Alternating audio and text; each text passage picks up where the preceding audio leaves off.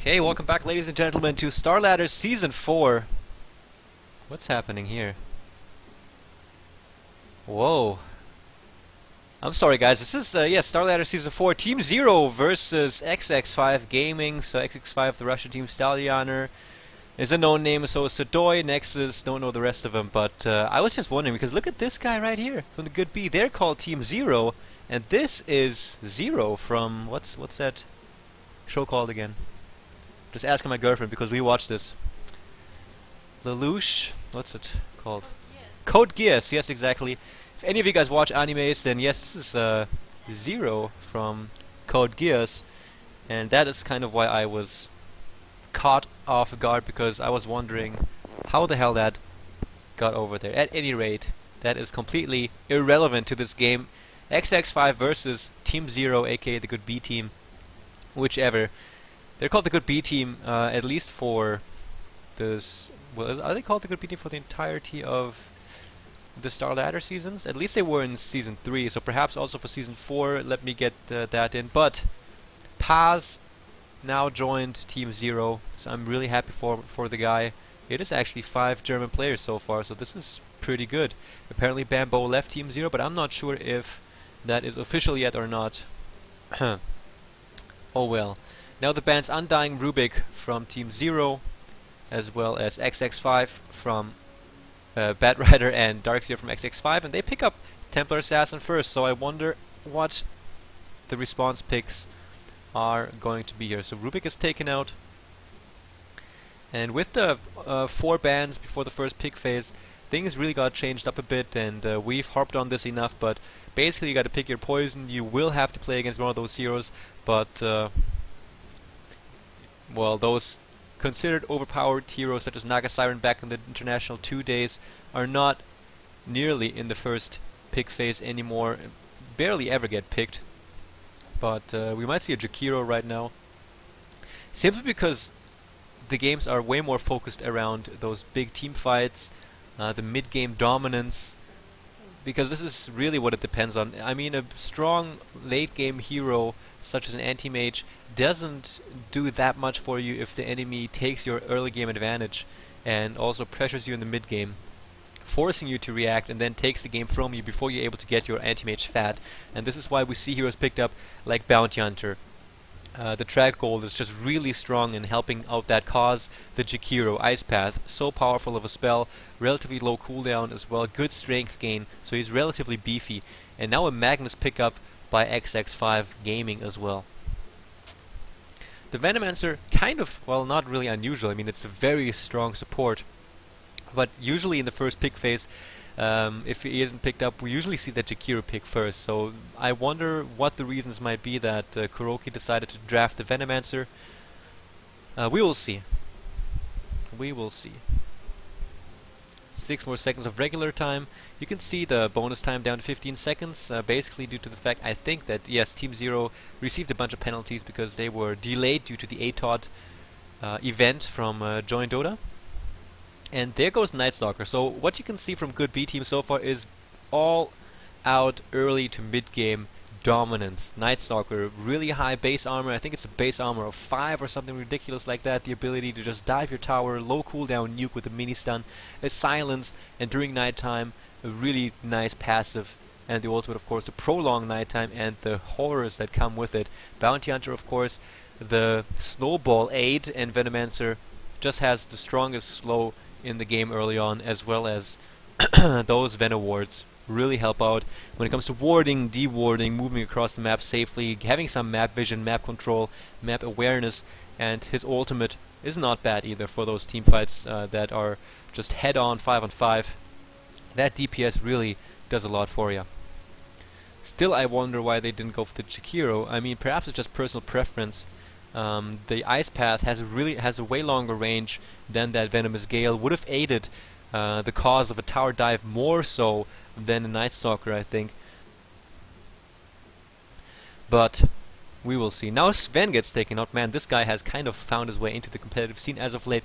Panda gets banned, as well as Wisp from XX5, and now Kuro will need to take out some more heroes. We might see heroes taken out, such as the supports that can work in a tri-lane or the long lane solos, such as that Windrunner. Brute Mother is still in the game, and well, the good B team, one thing they have going for them is that they have flexibility. They can put the Night Stalker solo mid, they can put the Night Stalker dual mid with the Venomancer, for example, or they can put the Night Stalker onto the safe lane. Bounty Hunter will probably be put onto the long lane, and they also have the option of having a jungler, such as Enchantress or Chen, because these heroes, Enchantress and Chen, don't get banned out that often anymore, even though these heroes were top picks a few months ago. So now both teams have one ban each. The good B team focused more on the long lane solo. That Windrunner they got taken up. Perhaps they will. I don't know if they're gonna like take out a Beastmaster. I doubt it, because I don't think XX5 want to go for another melee hero. But for example, Shadow Demon is still a really viable pick. He's just a very strong laner, especially against Templar Assassin. We saw Shadow Demon picked up a bunch of times to solo the mid against the TA, soak up all that solo experience, deny the TA as much XP as possible, and just disrupt her farm. And also, the disruption makes it relatively easy to stand against the TA. The Shadow Poison is great against the Refraction too. And of course, if you have the solo experience on a Shadow Demon, you will have a level 6 really fast, and that ultimate is such a strong tool for initiating ganks. I mean, that slow, that purge will make it really easy for Night Stalker and the Venomancer to get into range with the nuke slash slows. And if Bounty is there, perhaps with the track for some bonus gold, it would also be nice. Sand King picked up by XX5, some really strong teamfight potential. Hvost last game played Sand King versus no Tidehunter to not such a great effect. The epicenters weren't really as teamfight deciding as intended. But, I mean, he has another big teamfight ultimate in that reverse polarity from Magnus, which will just really synergize with everything that XX5 have going for them so far. Every hero that's caught in the reverse polarity will be able to get slowed down as well by TA's Psionic Trap, Jakiro's Ice Path, stun, and the nukes, not even mentioning the multiple stun potential that comes through from Sand King and Jakiro, as well as that really strong burst damage and prolonged damage via Macropyre, and so on and so forth. So XX5 have, again, this kind of wombo combo lineup. You don't see it right away because it's not like a Darkseer Enigma Jakiro kind of thing, but it is there, trust me. Now Keeper of the Light picked up, that will be played by Übelst Alex. Really happy. By the way, again, if you guys, in case you didn't realize, the good B team slash Team Zero, it's a completely German lineup. Paz, he's been around for a long time, played with Kuroki for a while on Übelst Gaming, same with Alex. And Fata, he was playing with We Has Asian, actually won the Samsung European encounter against Kuroki's team in Cologne at Gamescom. So We Has Asian was a really strong team, but Fata ultimately, due to personal differences, decided to leave the team and has now gotten picked up or been taken under the wing by one of the most legendary Dota players out there, Kuroki. So let's hope the best for this German lineup. I will certainly be happy for him, because, well, I'm German and I would love to have my nationality represented in the competitive Dota 2 scene. And now, man, XX5 going into their bonus time. What do they have? They have Jakiro Magnus Sand King. This is tri-lane potential. They could also put the Sand King on the long lane, and then they need another solo bot hero, or they need a long lane solo. So this is kind of what they need to go for. They could also go for an aggressive tri-lane, put Jakiro Magnus Sand King on the top lane, but I don't really know if they will put Magnus, Jakiro, and Sand King on one lane. It doesn't strike me as the most effective way to lane this. Usually you want to have Sand King get at least half the farm of a lane and experience. Jakiro would be fine with just pulling or supporting, but this last hero is kind of a tricky thing. TA will have a solo lane, Magnus will need a lot of farm, and Sand King would need a lot of farm ideally as well, because the support Sand King is really risky. If you fall off and fall behind and get killed a bunch of times, you are probably worthless. And now there's a Juggernaut pick-off, so yes, it's going to not be a farming Sand King, it's going to be a farming Juggernaut, a farming TA, and a farming Magnus by the looks of it, and Sand King Jakiro will be doomed to support, I guess. One last pick for the good B team. I like the Juggernaut pick, to be honest. Sorry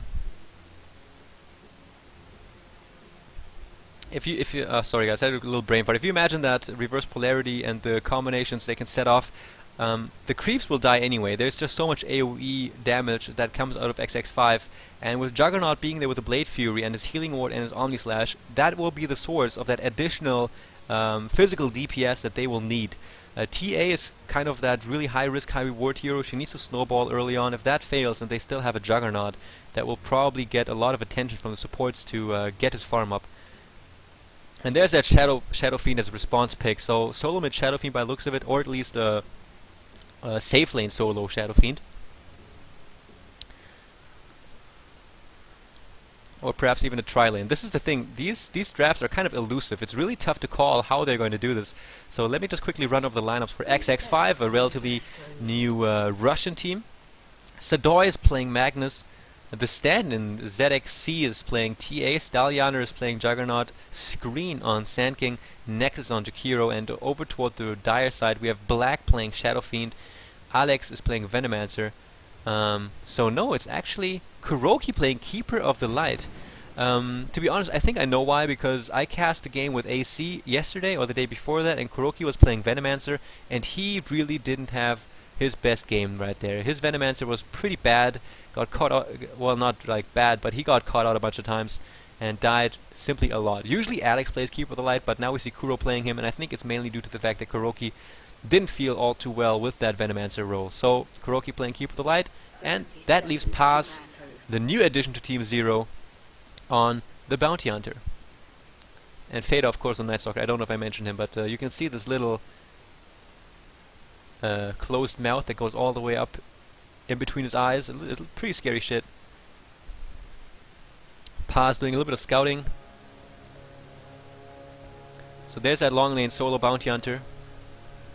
The dual mid lane with Kuroki roaming around a little bit, I guess. Alright, so here's a ward for blocking. Alright, that's actually really cool one. So Sadoy is now heading toward the top lane. Because Kuroki played this exact same role. Kuroki played Magnus, and he's been skewering away all these trees just as our Magnus did. And that is why Paz ran in here and blocked the creep camp with this ward, so that is not possible to do for Magnus. So he's now forced to move onto the long lane solo against Black. So he's not able to stand against him. Kuroki going for the pull. So keep in mind, guys, 34 to 35 seconds. Aggro those creeps and pull them up.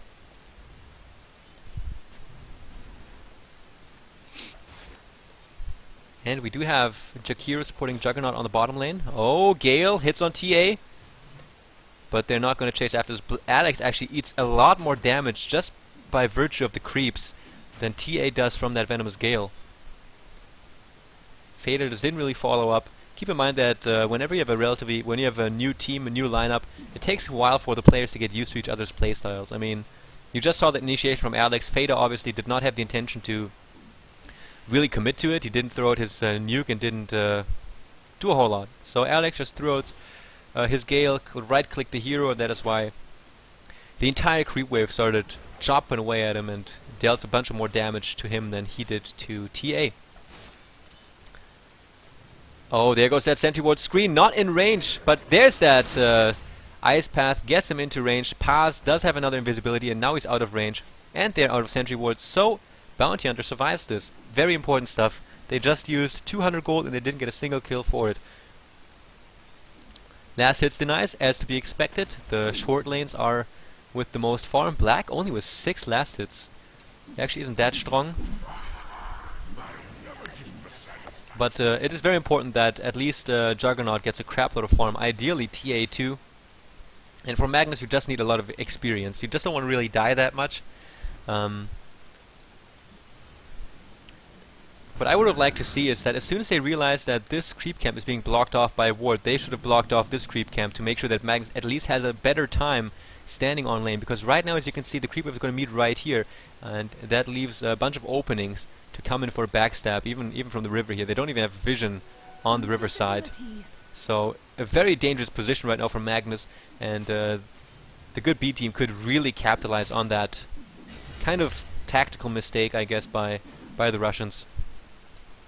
Another pull right now into the woods by Kuroki. Keep in mind that this denies the creep wave experience, especially with this pulling that Kuroki is doing right here. He just needs to make sure that he is alright. Let's see if it's successful. He needs to kill off that creep. Alright, that pull was not successful. He wasn't able to prolong it. that would have certainly meant another complete creep wave lost for Sedoy. But now he still gets 2 out of 5 creeps. Pass. Oh, it just looked really dangerous. There's that sentry ward, and he's in big trouble. He knows he's safe here, and now he tries to run himself away. Screen, gets himself in there. There goes the ping. Sneaky pass. Turns around for this attack with the Janata and Shadow Walk. Personally, I like to play Bounty Hunter with Janata Shadow Walk as well. Don't really... Oh, middle lane. TA. Silence from Fada. 2 more right clicks is what they need. And Fada, oh, she goes invisible just in time. And she also used that healing cell before she goes invisible. Fada barely survives the attack from the towers. Amazing play by TA. A little bit too slow movement speed for the 2 middle dual laners. So the middle lane is actually going quite well for TA. She hasn't died yet, and she's been leeching the experience. And Night Stalker had to share his experience mostly with Venomancer. Shadow Fiend now caught up on farm. 21 last hits. That's what we like to see. Almost caught up with Starladder on the bottom lane. And Paz leeching experience. But as you can see in the direct comparison, since the Dire are committing 2 heroes to the middle lane, they're not able to exert as much pressure on the long lane solo of the Radiant. Because the Radiant have a solo mid hero, they are able to exert a huge amount of pressure on the long lane solo of the Dire. So Paz really needs to watch out and be careful, but he hasn't died yet as well. And that is very good, because they have used a lot of gold on trying to spot him out. But seriously, I think if you go up against the Bounty Hunter, you should rather go for a Dust of Appearance and then wait for the movement of Bounty Hunter to come in for a last hit of a creep, then use the Dust. Oh. Now they have that Dust of Appearance, and they use it, and they don't catch Paz. Another 90 gold wasted. This is, I'm kind of excited about this, but it's not spectacular. It's not flashy or anything, but it's still really big. They are using a lot of gold and trying to keep away the Bounty Hunter, and Paz is just showing some tremendous positioning in just staying out of harm's way. This guy, with his debut game as an official Zero team member, doing pretty good stuff. Shadow Fiend on level 6 now, almost overtaking Starladder on farm, but he in turn has phase boots up already. And Paz, cheeky bugger. Oh, that was a completely missed dual breath by Nexus, and Paz now turns around, changes the last hits with him. Oh man, Jakiro, good play once more by the long lane solo. I don't want to really praise him into all heights, but he's playing a good game. Fada in middle lane, 27 last hits on him. 10 behind Starladder, and he has almost secured himself every single right click last hit in the wave, and that is kind of to be expected. If you get a tri-lane, if you have 2 heroes on your lane to support you on the safe lane, then it's your job to get every single last hit and also to maintain the creep equilibrium. As you can see, he right now is tanking the creep wave just outside the tower range, so that his creep wave has time to come in and secure the balance right there again. So what he will try to do is he will try to deny this creep as soon as it's low enough, and there he goes, middle lane. And now that he denied this, the 2 creeps that deal the most damage onto the creep wave are in equal numbers.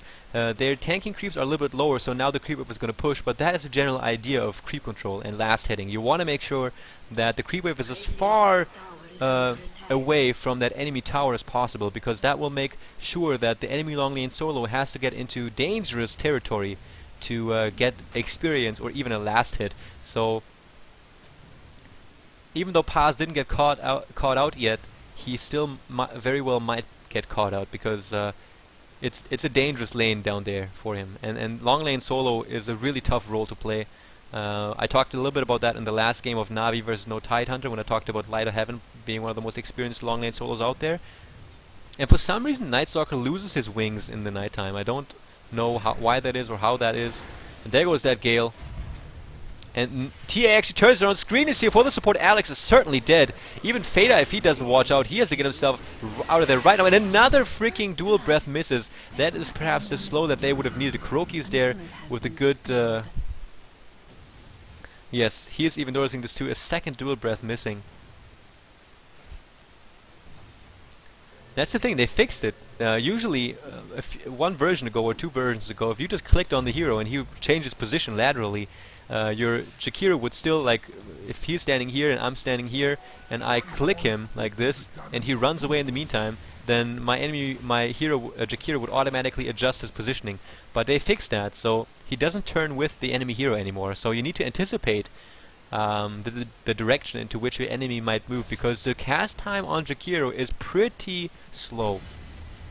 Now the dive onto the top lane. Starladder coming in. He has the ultimate. He's not going to hesitate at all. He goes in right away, and the nuke from Sadoy makes sure they get the kill. Last it goes to Juggernaut, and the TP from Fada is a little bit too slow. Or too late, rather. Middle lane. Venomancer drops one more time. The Russians are taking control of this game. 3-0 so far, but this gives some free form to Paz on the bottom. Now this is also another objective for the long lane. As soon as your lane gets freed up, no matter what your teammates are doing, if they're failing or if they're being killed or are killing, the only thing you need to worry about is use that time and get as much gold and experience as you possibly can during the time in which the pressure is off your lane. Night Stalker has that regeneration rune. So the last hits are relatively even.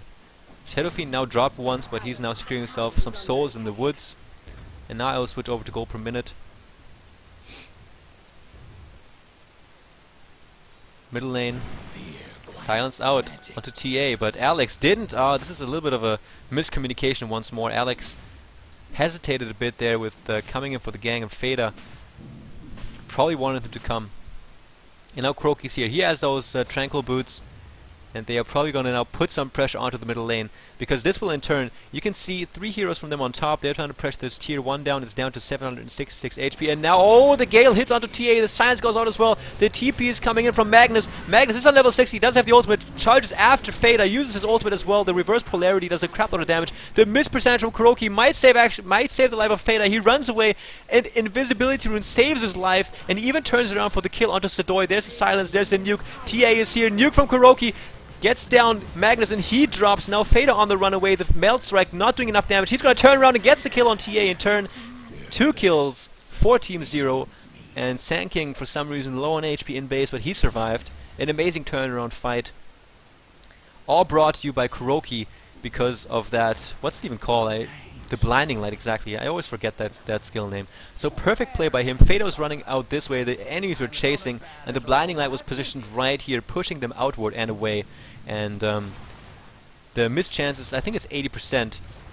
So they weren't able to right-click down the Night Stalker, and he was able to in turn heal up and get that invisibility rune, and then turn around and get 2 kills for it. So there you go. The advantage is lost for the Russians. And that is how fast-paced a game of Dota is, man. You can dominate in 1 minute, and you can be on your back foot in the next. TA just waiting. This is really good play, I guess. And now Paz on level 7, caught up on farm a little bit at least. So he's on 17 last hits, and up to 6 or 7 minutes he was only having 2 last hits. So he got a bunch for himself, caught up a bit. And the question is what item he's going to go for. Could you imagine him perhaps even going for something like a medallion on Bounty Hunter to focus heroes down really fast? Oh, he's going to go for a courier. He's going to find himself that courier. Money, money, money for the dire side. And now perhaps is the time to strike in the middle lane. See, Magnus is just trying to nuke down that creep wave. It's a really sweet spell. If you play Magnus, man, get yourself a bottle, get yourself a set of power treads, and get yourself that magic stick, because your nuke for 300 damage only costs freaking 90 mana. It's one of the most cost-efficient spells out there in terms of damage. It's an AoE nuke for 300 damage for 90 mana with a really low cooldown. XX5. Paz is certainly going to try to go for the deny. He's going to move in right now. Oh, actually, no. He probably... Oh, he is. He's ballsy. He gets the deny. The guy is so crazy. But the ultimate is up on Starladder, and Paz is going to pay with his life. But I would say it's worth it, I guess. Oh, Alex in trouble. Again, Kuroki there with the blinding light, but it's not enough. Down goes Venomance, and oh my goodness, XX5 are chasing. Great silence by Fada, gets himself screen. He goes invisible, great usage of that magic wand, and now the kill on Kuroki brought to you by a Jakiro. And Screen trying to run himself away. Hectic stuff. Top lane though, Black has just been quietly farming. He's the richest hero on the map so far, so Black really doing a great job farming up. Phase Boots completed on Night Stalker, and we will see if they will go for a fast Aghanim Scepter on Night Stalker, or if he's just going to tank up some more. With this lineup, I would say get a freaking Aghanim Scepter, and then roam around the map together, because that way you have Aghanim Scepter, Unobstructed Vision, Bounty Hunter throwing down his tracks left and right, and then just continue to create some pressure all across the map. You have the wards to give yourself vision across the map, and this is really what the lineup thrives in. I mean, you can have these 4 heroes, the first 4 heroes you can see at the top here, running around together once this Aghanim Scepter is up on Night Stalker, and you can have Black farming. And if they ever need Black, he will just get sent to his teammates by Keeper of the Light. There you go. Middle tier 1 in big trouble. Starladder gets silenced, and he turns around offensively. The support TPs are coming in, and they ping out Fada. He's out of position. Deny goes through, but Fada in turn gets to survive and live another day. And they take the top. So 1 deny on each side. I think the top got destroyed. I think so. There was that ice path onto Fada.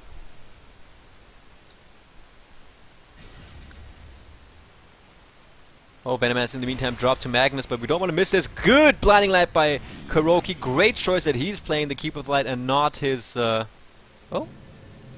Oh? Oh! Is he going to survive this? Fada running some really crazy way onto Nexus. There goes the nuke, so they do get the kill onto him. But now, ultimate used by Black. He turns around to fight this. Starladder on the runaway, but Magnus is here. Does he have the ultimate? Yes, he does, and he uses a great reverse polarity. Now Fada in big trouble as well. And Magnus surviving this with just a little bit of HP. But Starladder also dropped. The Paz is here. He got a kill. 4 heroes down for XX5. Man, I thought this was over, but Paz appears out of nowhere. 3 for 4 so far. Paz is still chasing after TA.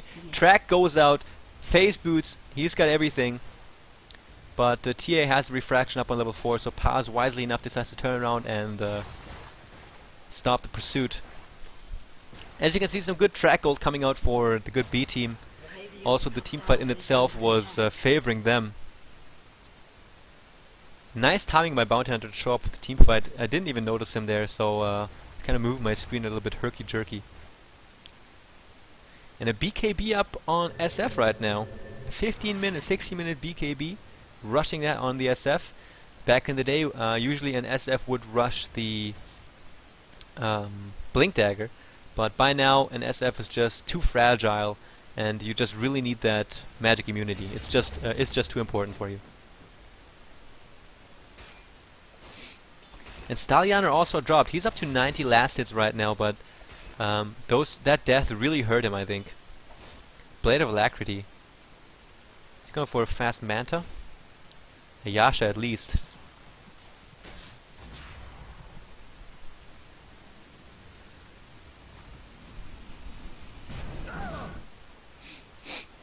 Oh no, Black, he might have to use his BKB to get himself away. He's gonna have to use it. There goes the stun. No, he actually doesn't want to waste his charge. He just decides he's dead. Doesn't go for it. Support is coming in. Pauses here. Track flies out onto Starladder. Fada is gonna get focused down. He eats a lot of DPS.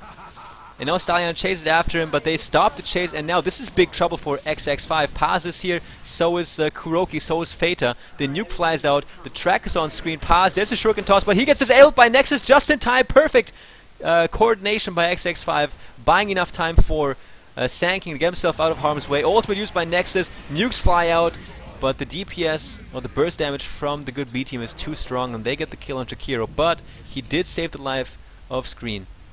And that is very important. So now he's up to 900 gold, and he might actually also go for the dagger rush. Sadoy pressuring mid, 11 for 7 the kill score so far. And it's tough to say who's got the advantage. In the late game, The advantage certainly goes slightly toward XX5, but with the track, you cannot count out the dire team so far. Oh, ultimate used and the stun used just for Bounty Hunter, and I think that's well worth it because now they can continue to pressure their tier 1 and mid. The glyph is used, signalizing that they probably want to defend this.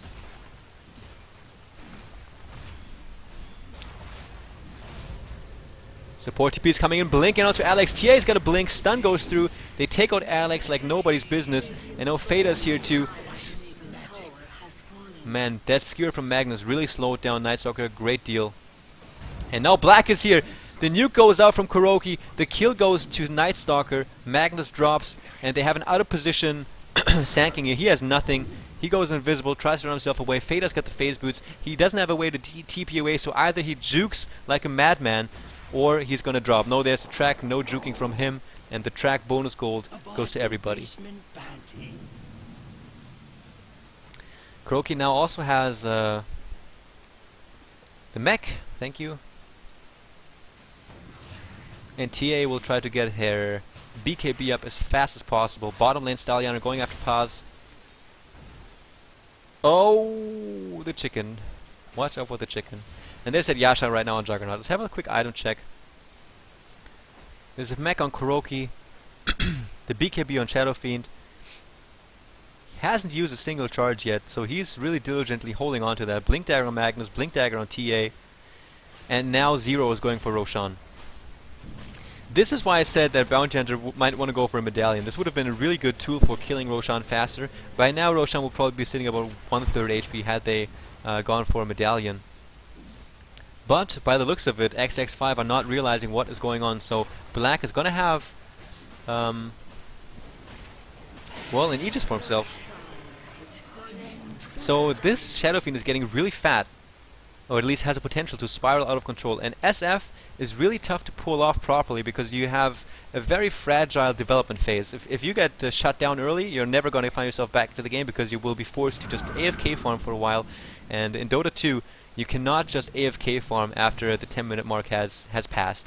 Once the laning phase is over, you need to be moving around the map, need to react, apply pressure to towers, catch out of position heroes, and there's that Mithril Hammer for TA. But this actually signalizes that she's going for a Desolator in my mind. That is the question. Alex, poor Venomancer, lowest farm on the map. Did I miss any big items? Night Stalker also going for that BKB, and he has it. He basically has it. One last creep kill, and now he's bought it up. Double damage. Look at the Russians, all grouped up. No blink on Sanking, opted for the arcane boots, so no positioning for him. But I guess that's a really good choice, to be honest, because that ultimate from Magnus, what's the stun duration? It's a 3.25 stun duration, so plenty of time for Sanking to channel his ultimate. Unfortunately for Sanking, his ultimate is only level 1, and Black is pressuring the bottom tier 1.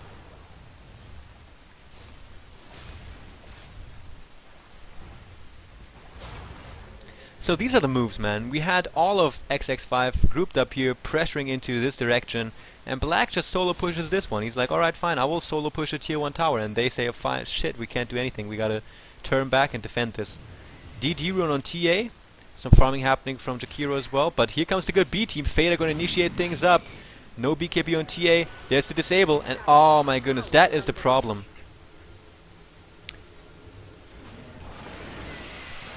In turn, Jakiro's gonna drop, and the problem is that if you are a Night Stalker and you initiate with the Void, your target has the ability to just TP themselves away. They should have either changed their positioning a bit, maybe keep with the light. Oh, look at this guy, he's floating. He looks like one of those units from Warcraft 3.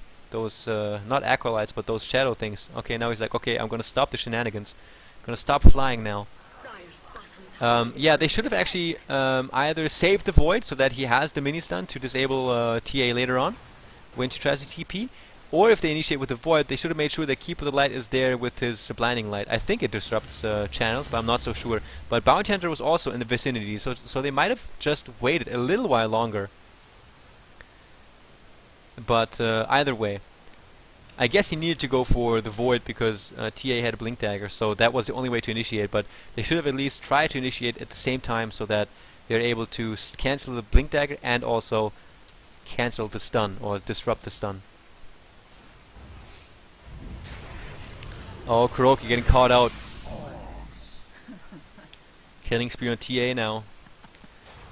No, it is a BKB. So usually we see BKB started off with an Ogre Club first because of that bonus armor, but I guess since the item slots were full, she just said I'm going to go for the 1600 gold item first.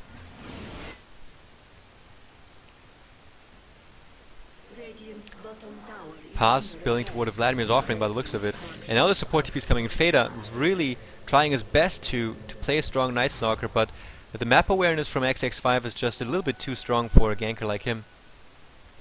Maybe he will be a little bit more lucky with his invisibility rune. Paz invisible too. And they're going to find Starladder. Paz now just going to follow him up there. He's going to remain invisible until we have a Void in position. And Screen is there as well. There's that smoke. Now they know what's up. And Paz goes to initiate. Where's Feda? Here he comes. Silence out onto Sand King. He's going to be the first one to drop. And now Starladder will try to run himself away. Reverse polarity used just to save him. Sedoy now skewers himself away. And a good save, but an expensive save at that. But at least they want to save Starladder. But they do give up a Sand King, and they do give up their ancient spot. And Black has not yet used his BKB charge. This guy has got balls of steel. There goes that Ice Path. The nukes go through. Starladder teeps himself back in there with a brand new Manta style, and the tier 2 is saved. In the meantime, though, TA drops to Kuroki as well as Feta and Alex. There's that gold graph, guys. Brought to you by Track. Experience looks about the same. Or a large portion by Track, I guess.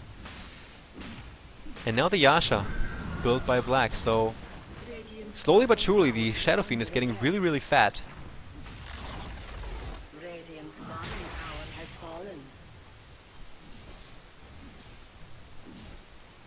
Alright, tower trade might be happening right here. Feda probably going to get either going to TP or going to get brought back by Kuroki. Tier 2 tower being pressured. We have Screen waiting. And now Feda's TPing, and this is going to be a huge teamfight by the looks of it. First one to drop is actually Jakiro, drops to Bounty Hunter. Haste rune on him, and now the chase after Starladder. The silence goes out as well, but there goes that Dispel with the Manta style. And now he goes for the ultimate. Paz goes invisible. Feda now tanking all of it. Mech gonna negate it all though, and Bounty Hunter gets the kill. Sedoy blinks himself in there, but he's got 13 seconds left on his cooldown. Now the BKB used by Feta, still no BKB used by Black, and now the Screen gonna drop as well. Amazing chase all across the map by a good B team, and they kill 4 heroes off. And the only one to survive is TA, but only because she really wasn't all that involved in that little skirmish that started at the tier 2 on the Dire side and ended at the tier 2 on the Radiant side. And right now, good B team now turns around the stakes and pressures the tier 2 in turn, and they're going to get it as well. And I don't think they will stop. They're going to continue. But once these buyback right now from Magnus, good B team should turn around at least once Sand King comes back, because both of them have their ultimates up, and they're going to get wiped if they stand kind of unexpected. Sand King probably going to TP into this right now, and then we will see Magnus blinking in with the initiation. Look at that, there's a ping. Sand King, TP, TP if Zero just stays like this. BKB used by TA right now as well. And the tier 3 going down to 300 HP before Zero just goes back. Roshan should be up any minute. No, it's 4 minutes left. And Zero is just hanging around a little bit longer. Now they show themselves. There goes a trap, misses everybody. No, actually it hits Feda. This is a really bad position for them to be in. Feda goes in. BKB, 1 more second. Are they going to fight this? Kuroki charging up his Illuminate. Feda right now goes for the chase. Signs on Sedoy. They're going to focus down Magnus before he's able to get his ultimate out. Great play by a good B team. Feda going to survive this too. Mech goes out. And now TA has to use her BKB in turn, only defensively, while Black is just cleaning up after them. He still hasn't used his BKB in turn, and they're killing them again. What a play by the good B team. The stun goes out by Sand King. Ultimate used as well. Now Black uses his ultimate as well as his BKB. Kills off Sand King. Not before Kuroki drops, but that's a worthy trade for the good B team. What an amazingly choreographed play and team fight by them. They pressure the high ground of the Radiant side. They back out and force a secondary team fight right there, and Black is right there when they need him, when Sand King goes for the initiation. And the middle racks are down, and it's a huge advantage for the good B team. Keep in mind that a large percent of those kills were track kills too. So if I open up this gold graph, we should see something crazy. Alright, that's crazy, right? 14,000 gold?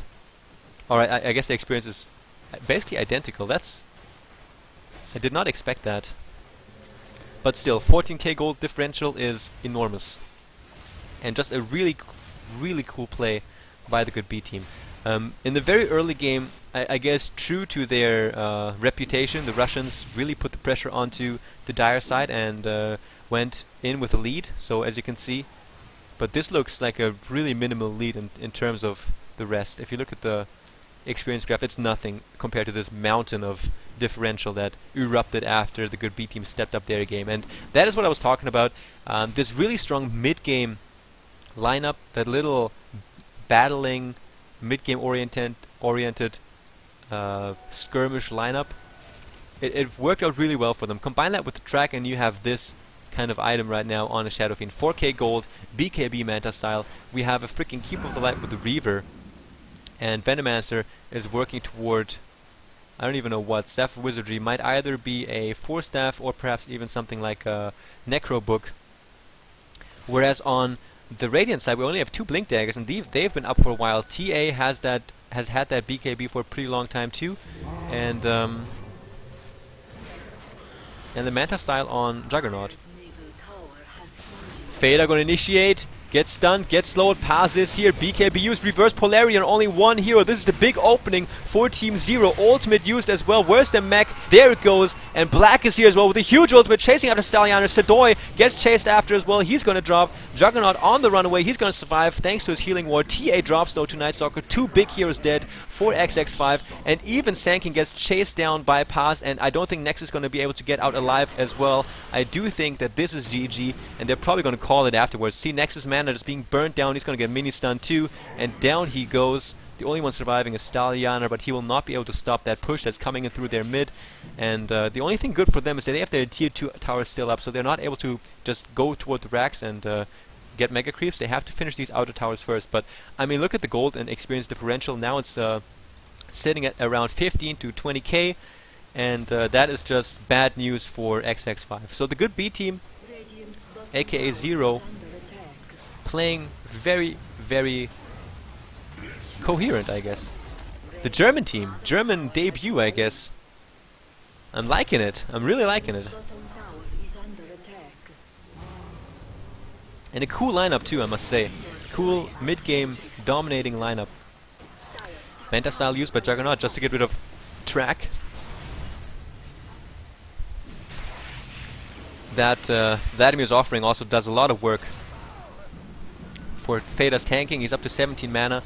Stallianer gets caught out. There goes the nuke. BKB used by Fader. He gets pulled in by a really good blinding light by Kuroki, and down he goes to the focus fire. Last it goes to Nightstalker, and now Black in there with another huge BKB. TA has to use her BKB defensively once more, but she's still gonna drop, I think. Fader going for the kill. He's chasing after like nobody's business. Down she goes, and it's a double kill for Fader. Sanking also drops, and this is GG. Well, this is way GG, and there's that Aghanim Scepter. But first he went for the BKB, so that's still a good choice. I guess the magic immunity is too good to pass up on the Nightstalker and the playstyle they needed. And there's the GG well played, called by Stallianer, and I agree. GG well played. Nice play by the Russians early on, but then they lost control of the game. Good play. And it's a best of 1, guys, so after this there's another game coming up, so don't go anywhere. We have, I'm not sure what the next game is going to be, but I will let you know shortly. We will just watch the Ancient drop, and then we will have a look at the end game screen, and then I will let you guys know what game's coming up next.